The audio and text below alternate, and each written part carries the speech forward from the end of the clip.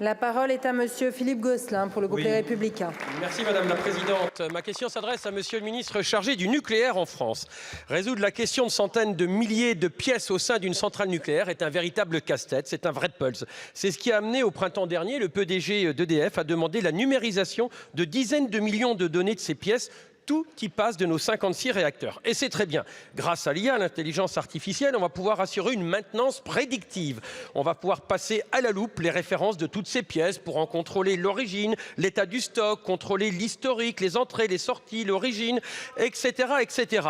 Évidemment, ce sont des données sensibles à ne pas mettre entre toutes les mains et on rappellera qu'il s'agit d'installations nucléaires dont les éléments commerciaux et industriels sont couverts par le secret. Bon, l'intérêt, c'est de pouvoir mieux organiser la gestion des stocks si utiles pour assurer une maintenance qui a quand même posé quelques questions ces derniers temps. Le hic, parce qu'il y a un grand hic, c'est que tous ces secrets vont être confiés à Amazon. Oui, à Amazon, avec une filiale AWS spécialisée dans le service de cloud pour 860 millions d'euros et c'est cette mission sensible qui va lui revenir. Alors, monsieur le ministre, je m'interroge. Cela ne vous gêne pas d'être en contradiction avec la stratégie nationale d'un cloud souverain, ça a été dit et redit, au moins d'un nuage sécurisé sur le territoire national ou peut-être européen. Ça ne vous gêne pas de voir que les données nucléaires sensibles vont relever du droit américain pour une part. Ça ne vous gêne pas de savoir que Snowden, depuis 2013, a bien indiqué que les services de renseignement américains se servaient de ces données.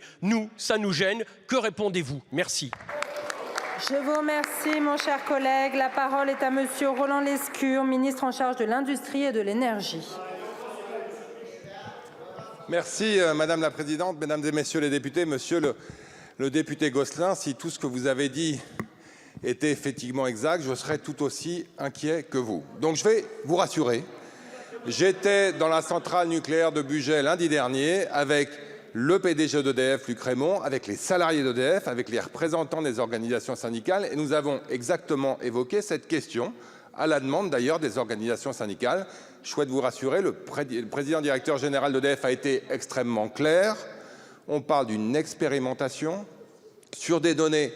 Vous connaissez la classification classifiée de type C1. En aucun cas, évidemment, toutes les données que vous avez mentionnées, qui sont pour la plupart d'entre elles d'un caractère extrêmement sensible et pour lesquels il n'est en aucun cas question d'avoir des échanges avec qui que ce soit d'autre que des entreprises françaises souveraines sur ces données. Donc soyez rassurés, si vous avez eu cette crainte, c'est que vous avez sans doute été mal renseigné.